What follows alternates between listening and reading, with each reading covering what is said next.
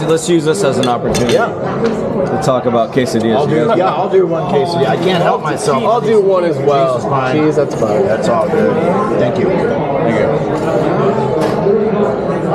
All right. What do we want to talk about? So you guys, where are you targeting right now for what you're doing? Like when you guys look at markets to go into, we talked about this last night. Is there like any city or market you're like, man, I really want to be there?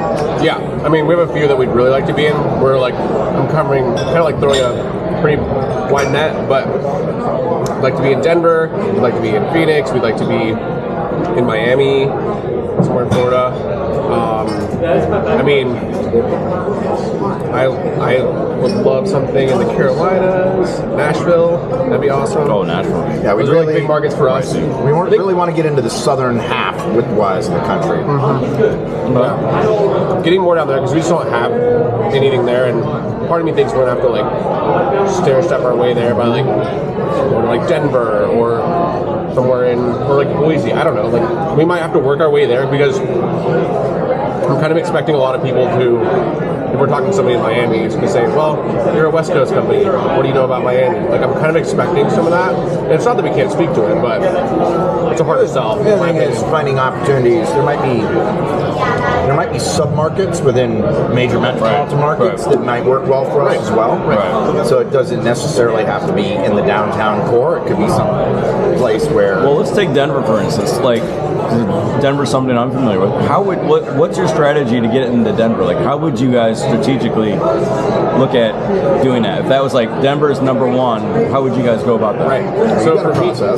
So for me, what I'm doing right now, because we're also trying to move at a quicker pace, especially for our first few deals. We're not looking long. Like, obviously, we want to do development deals. We want to have some top of funnel stuff that's farther out, but we also want to get some hotels on board and like start snowballing this a little bit. So for me, that means we're looking at existing properties that are ready to go.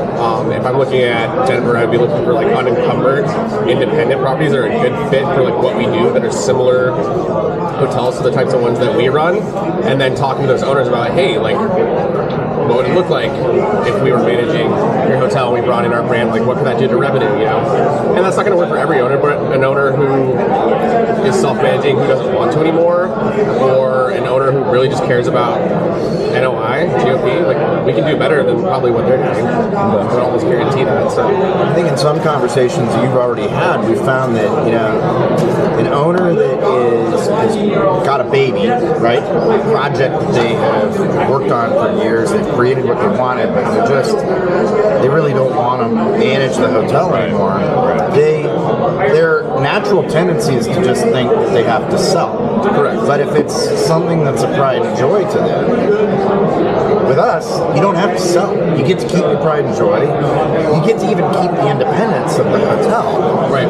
With we can come in and we're accessorizing your property. You're the bling. Yes, that's exactly right. You're going to bring the bling, right? And then hopefully that bling is going to allow them to mark up their ADRs to pay you guys back. Right.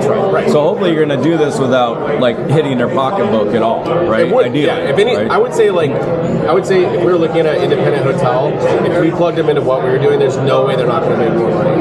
There's no way, because we can, whatever their staffing model is already, we're probably going to reduce it. I would say 9 times out of 10, we're going to reduce the amount of staff that they're actually employed on. Is that because of maybe the way they're operating their current platforms? Yeah, let's say it's a downtown core Denver hotel that has an HR manager and an accounting person and a finance person and an IT person. They have all those people that are paying on site. So we're going to come in and say like, hey, guess what? You don't need any of those people because we have all that centralized, and we're going to bring you in way more top line revenue because we have a recognizable brand and we have people that love our hotels that are going to come here, and we're plugging you into all the channels that we advertise on and all of our tech stack. So how big are some of these independent hotels like that you're seeing? Like what size ranges are you seeing like in markets like Denver? It's kind of all over. They're all over. I mean, there's some independents that are big. Like for us, our wheelhouse is 50 to 200 keys. So like that's what I'm looking at. I was gonna say that.